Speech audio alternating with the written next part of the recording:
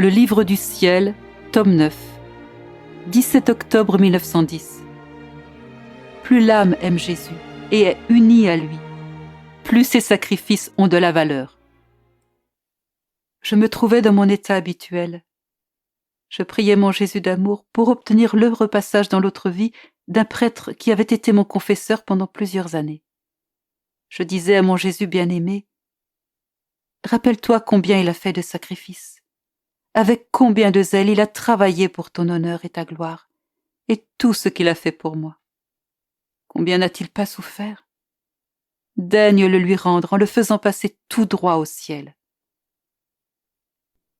Jésus très saint me dit, « Ma fille, je ne regarde pas tant au sacrifice qu'à l'amour avec lequel on les fait, et à l'union avec moi dans lesquelles ils sont faits. Plus l'âme est unie à moi, plus je prends en considération ses sacrifices. Si l'âme est étroitement unie à moi, j'accorde beaucoup d'importance à ces petits sacrifices parce que dans cette union se trouve la mesure de l'amour. La mesure de l'amour est une mesure éternelle et sans limite.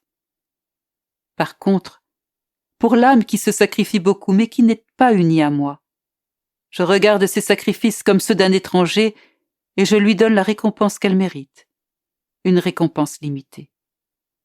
Imagine un père et un fils qui s'aiment beaucoup. Le fils fait de petits sacrifices.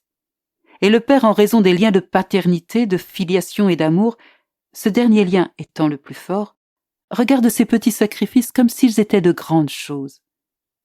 Il est triomphant. Il se sent honoré.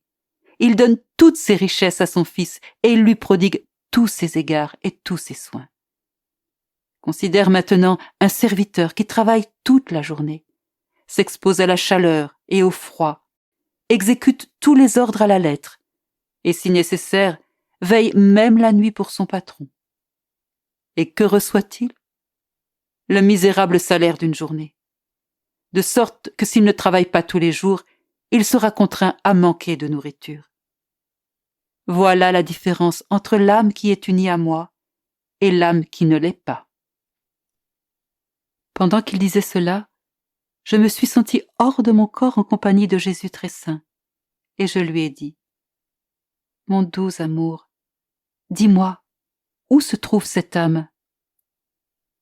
Il me répondit, « Au purgatoire. » Oh, si tu voyais dans quelle lumière il nage, tu en serais émerveillé.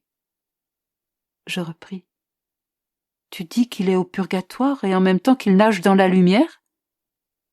Jésus reprit, « Oui, il nage dans la lumière parce que cette lumière, il l'avait en dépôt. Lorsqu'il est mort, elle l'a investi et elle ne le laissera jamais. » J'ai compris que cette lumière provenait de ses bonnes actions faites avec pureté d'intention.